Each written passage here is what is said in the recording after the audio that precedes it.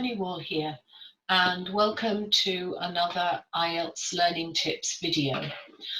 Today's video is probably going to be quite short because I'm just going to address one very small but important issue about IELTS writing. So recently I've spoken to 3 students, all of whom, when they finished their writing in the exam, the IELTS exam itself, discovered that they had not kept to the question. And with just 10-15 minutes to spare, they had to go back and pretty much rewrite their task. Now, for this to happen in the exam is obviously not a good thing, because not only will it be difficult to rewrite your essay, your task 2, in that amount of time, if you try and redo it to fit the question, then it's going to be messy. That means it's going to be difficult to read, and also it's not going to be very cohesive, because you should have a flow from the first sentence that you write. And if you start interfering majorly with that flow, then you're going to have something that's not very cohesive. So all in all, to try and do that is a bit of a disaster. So I also heard from other teachers and a few examiners that I know that there has been recently a problem with people answering the question. There is a tendency sometimes to look at the topic and then write about the topic. And obviously that's not what you're asked to do. You're given a very well-worked question, and your job is to answer that question to the best of your ability using the best language that you can. So it's really important that you stick with that question and don't answer a different question that you may think it's about, because the results of that can be pretty disastrous. So I just want to look at how you can make sure that you stay with the topic, that you don't go away from the topic, and that you really do answer the question well. So I have a few pointers to help you to do that. And as always, I have a short presentation that I have prepared. So keeping on track with your question is to fulfill the first of the band descriptors. And it's really important that you are very aware of the question and what it's asking you to do. So the first place to start when you get the question for task 2 is to look at it carefully. Okay, so the very first band descriptor is task fulfillment, which pretty much means, have you answered the question? So it's very fundamental. If you haven't answered the question, then you will not get a good mark on this first band descriptor. And answering the question means to do what it asks you. So if it asks you to discuss, you discuss. If it asks you how far, you reply how far you agree or disagree. If it asks you to present problems and suggest solutions, then that's what you must do. And it's very easy to overlook exactly what you're being asked to and focus wholly on the topic. And this can be very dangerous, because you will, during your practice for the exam, have seen and read many different model answers and written yourself many examples of different essays. And if it is that model or that essay that you did in your practice that's in your head, there is a danger that that is the kind of essay that you will write for the IELTS exam. And it may not be the same question that you are being asked. So it's really important that you spend some time on the question, looking at it, analysing it, and asking yourself, what exactly does it want me to do? Okay, So as I mentioned, task fulfillment is the first descriptor. So if you don't answer the question properly, you will fall down at the very first descriptor. Now, for most people, whether you are looking for band 4.5 or whether you are looking for band 8, this is the one descriptor where you should be able to get a high band. Even if you're looking for a 4.5 or a 5, you should be able to get a high band on task fulfillment if you follow the question and answer the question as it is expecting you to answer. So it's pretty important that you don't throw that possibility away. So the examiner will look and say, have you answered the question that was set? And if you have, and if you've done that well, then you can get a high band. I mentioned before that there have been some issues around the task fulfillment. I think some of this is due to students looking at a lot of model answers and memorizing them, which can be dangerous because you will then try and fit your memorized essay into the question. And that can rarely fit. And if you look at the questions, they can all be slightly different. So it's unlikely you'll have exactly the question that goes with that model answer. So model answers should be looked at to give you ideas about vocabulary, ideas about the topic maybe, ideas about sentence structure, about linking words, and then your job is to use those ideas to create your own writing. And when you try and memorize and regurgitate the writing of somebody else, it's rarely going to work out well. So use it as a fund of information, vocabulary, sentence structure, and then use those things in your own voice. Do not memorize. Memorized essays are easily spotted by examiners. And they cause this problem of not sticking to the question. Okay, so I mentioned this a little bit earlier. Don't focus on the topic only. I have also seen several pieces of writing recently from students I'm working with where somehow the question has been overlooked, and it's a case of I'm writing about this topic, everything I know about this topic, and that will never be the question.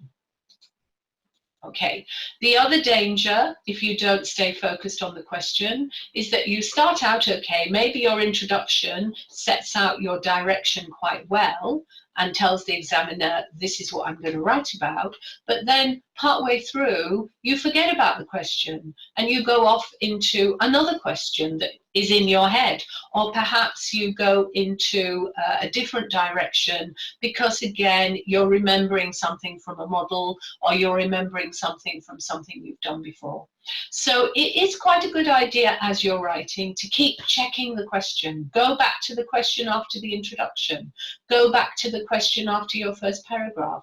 Am I on track? Am I answering the question? Is this what the question is asking me? And far better at that stage to rewrite than when you've finished. So keep going backwards and forwards, just like you do in the reading. Keep going back to the question. Okay, does this information answer that question? Is what I've written consistent with the question that I've been asked? Okay, so how can you avoid, firstly, misinterpreting the question or ignoring the question or just writing about the topic, or secondly, halfway through your essay, going off at a tangent? Well, the first way of avoiding this would be to really analyze the question. So everything you need to know about the task, about what's expected, about the angle of the topic you need to address will be in the question. So if you analyze the question carefully first, then it's unlikely you'll make a mistake. So you need to be looking first at what exactly does it want me to do? And then what exactly is the topic and the aspect of the topic that I need to address. Okay, so these are the things you have to do. Notice none of them are about a topic. You may have to give an opinion. You may have to explain some problems about something and suggest some solutions. You may have to argue a point of view. How far do you agree or disagree? Or perhaps, do you agree or disagree? You may, and this type of topic has come up a lot recently, as far as I've seen, you may have to discuss two sides of a topic and then decide or state which side of the argument you agree with, or whether you're in the middle, perhaps. If you only discuss one side of the topic, you have not fulfilled the task. And another one is to assess the advantages and disadvantages of something. So this is what you firstly need to know. What exactly do I need to do? Then you can look at the topic and check the topic carefully, because it may be just one aspect of a topic that you've seen before. It may not be exactly the same thing that you did in your practice. So be very careful about the topic and what part of the topic it is asking you to discuss or to analyze or to argue about. Okay. So once you're clear on exactly what you have to do and what part of this topic you need to address, then the best thing to do, and I've said this a million times if I've said it once, make a plan. It's really important to have some kind of outline, and I showed you how to do this for task 1 in the last 2 videos, and I've previously gone through this also for task 2. So if you look back at the videos, you will find a video on planning for task 2. But we make a plan. It will stop you going off at a tangent, going away from the topic, because you'll be following it all the way through your writing phase. It will keep you on track. It will already have included in it the evidence you're presenting, the examples that you want to give for all of your paragraphs. So it's impossible with a good plan to go off topic. It's also impossible, unless you've really misread the question, to not address the question, because you will need to address the question when you make your plan. It will help with the following things too. It will help you to draw out ideas. So as you come up with your plan, you will be putting down the ideas you want to illustrate. It will help you to find the evidence for those and the reasons that you want to add why you believe that. It will also help you to pinpoint the examples you want to use. It will help you to organize this. What will be in the introduction? What will be in the first and second paragraphs? How will you do your conclusion? And this makes the cohesion really easy. And then in addition to this, you will then be adding in some linking words, but you can think about those things, linking words, complex sentences, variety of vocabulary, variety of sentence structure as you write, because with a plan, you will not be worrying about the topic anymore. If you don't do a plan or an outline, then the big risk is that you will fall at the very first hurdle, which is task fulfillment. And if task fulfillment is wrong, it's likely that all the other descriptors will suffer as well. Okay, so here are a couple of examples. So here's a question. Now, the first thing when you see this question that you should be doing is looking down at the bottom and see what you have to do. So what's important here is not the bit at the top, it's this bit at the bottom. Discuss both these views and give your own opinion.